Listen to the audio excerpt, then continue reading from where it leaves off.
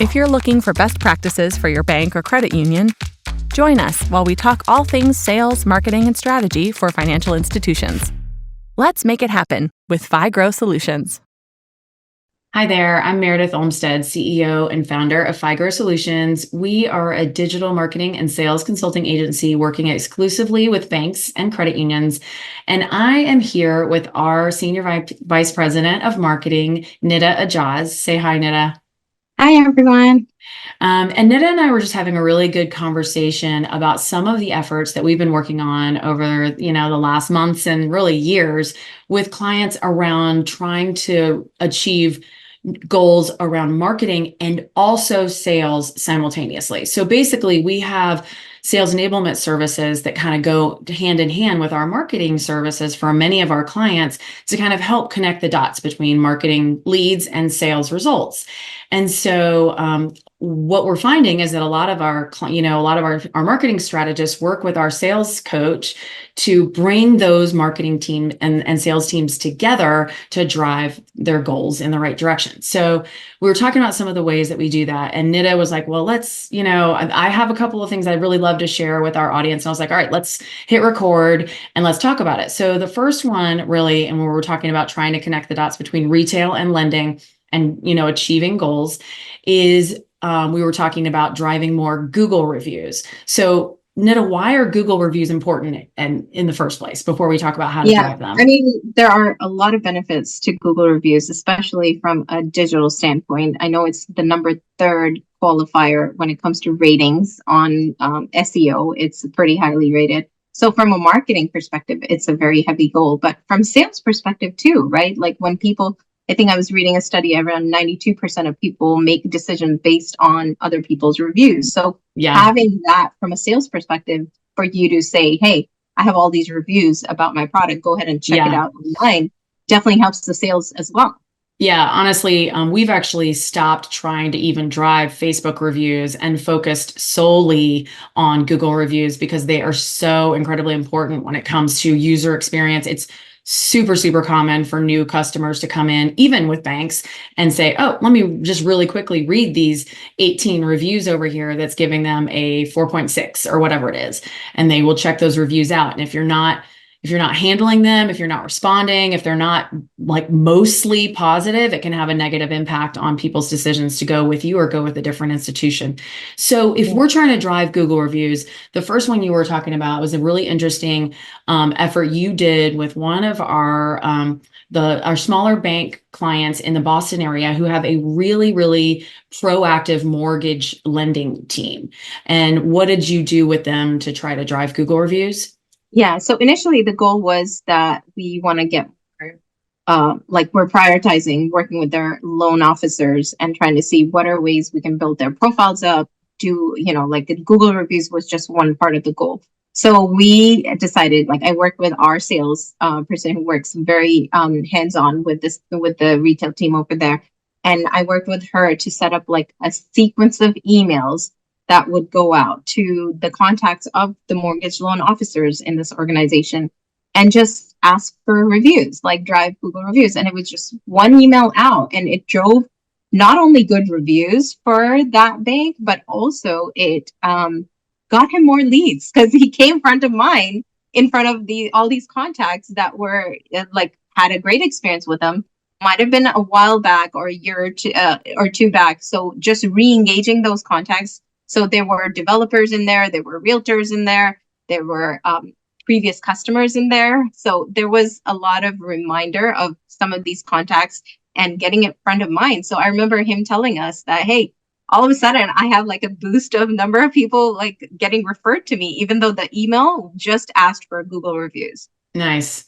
All right. So sometimes it just pays to ask. It's funny. And I mean, that's such a rule of thumb when it comes to social media and really pretty much anything. But if you want somebody to do something, just have to remind them. So in social media marketing, it's click, click, share, comment below to win, all those kinds of things. You can't assume that people will remember what to do. You have to actually remind them constantly. So that's funny that works with email and reviews.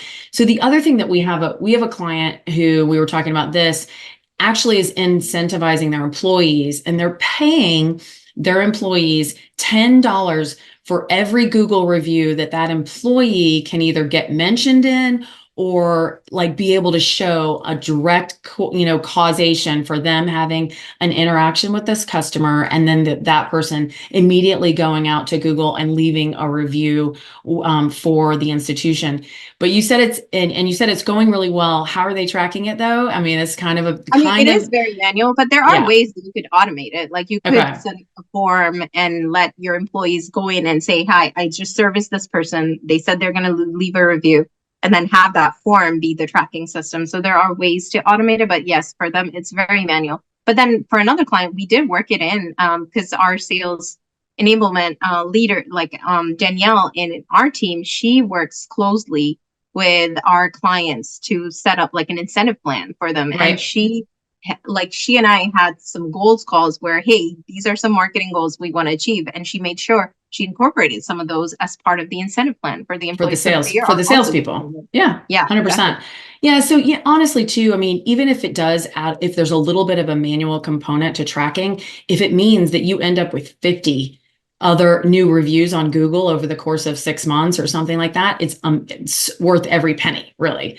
Absolutely. So the other thing that we talked about was if you have, so Google reviews are kind of funny, right? Because they're attached to a brick and mortar location. So if your bank or credit union has 30 locations, they will have 30 or they need to have 30 Google My Business pages, which could lead to 30 different links to leave a Google review, which can be kind of tricky. So how do we deal with that? Because you want to be driving reviews, and it does help with local search for each of those branches to have some reviews that are positive.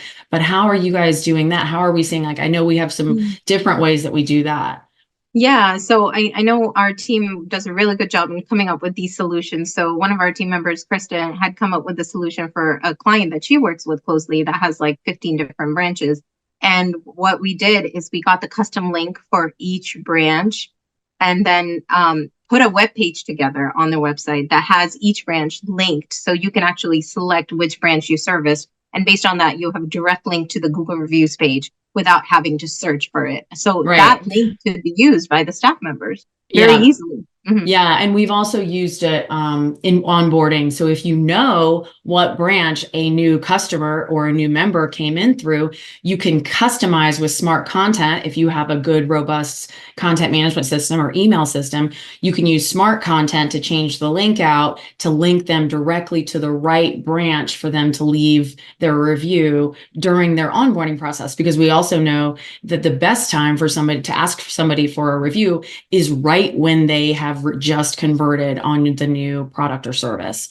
So the other thing we were talking about with all of this is a lot of times, and I hear this constantly from executives at credit unions and banks, is how do we deepen our relationships with our customers? They come in, maybe you have indirect customers coming in from point of sale, like on, a auto loan is a big one. So that's a lot of indirect, but you're seeing them coming from all different kinds of point of sale opportunities nowadays, cosmetic loans or hearing aids or all kinds of, solar, green loans, those kinds of things. But so if you have people coming in indirectly or even directly, and they're converting on one product, we really want to figure out how to deepen the relationship with them to get a bigger share of their wallet and place a couple of more products or services with them.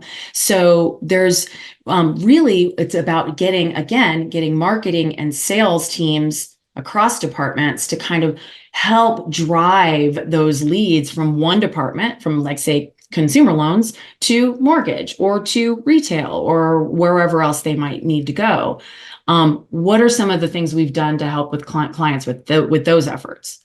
Yeah. So one of our clients, actually, we've done a very good job setting up where they were facing that the people who were calling in or walking in the branch, and let's say they didn't sign up for a product right away, or they did sign up for one product. How would they upsell, cross sell? Like the staff member was kind of struggling. So one of the solutions we came up with is set up a quick internal form for them, where as soon as they're done with the relationship, they can go through and answer what are some products they signed up for, how did they come in? Like, did they come in through walking in the branch or through like calling in?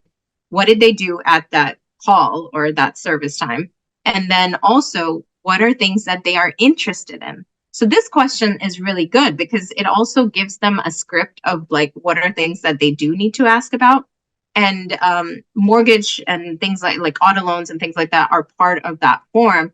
And so easily when they, as soon as someone identifies that they're interested, this form automatically on the back end informs the mortgage department or the audit department or whichever department that is being referred to. So it creates the seamless relationship of building on the back end, but then it also makes it more efficient. So now you're not waiting for you to get a hold of a mortgage loan officer for you to walk them over or tell them about it. Like it's all happening on the back end and actually leads to a right away follow up and makes it more efficient as a process.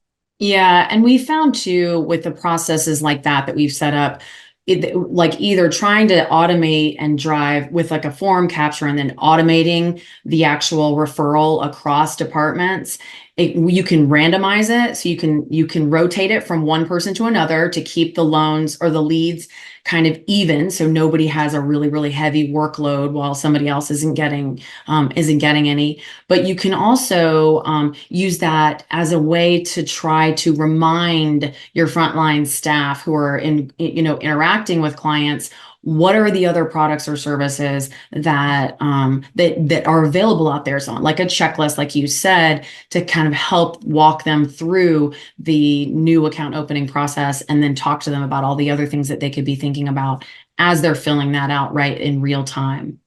Yeah, the other thing we do is a very robust onboarding program, so and reboarding programs. A lot of this helps with referrals, and sometimes we even use actual retail team members that the emails are coming from. So you have a face attached to it, or Right. mortgage loan officer's face attached to it, so people can reach out directly. Let's say we target them and they are in the market for getting a house or a car. We have now identified them to directly reach out to an actual person and not just go onto the website and wait, fill out a form and just wait for someone to follow Yeah. up with And them. it's not nameless, faceless. It actually, some of those automated emails will look like they will actually come from the individual's email that's attached with the name and their signature. And so they could even just hit reply. It really looks like an individual's reaching out to them as opposed to like just an automated system. So awesome. Well, that's really all we have time for today, but really good stuff. Great tips about how to really drive qualified leads and kind of connect the dots between marketing and sales or retail and lending teams to reach goals. So appreciate your time, Nida. And if you're interested in learning more about digital marketing or sales for banks and credit unions, please visit us at figaro.com. We have lots of other podcasts, blogs, ebooks, case studies. So we'd love to have you come and check out our content. And otherwise, let's just all get out there and make it happen.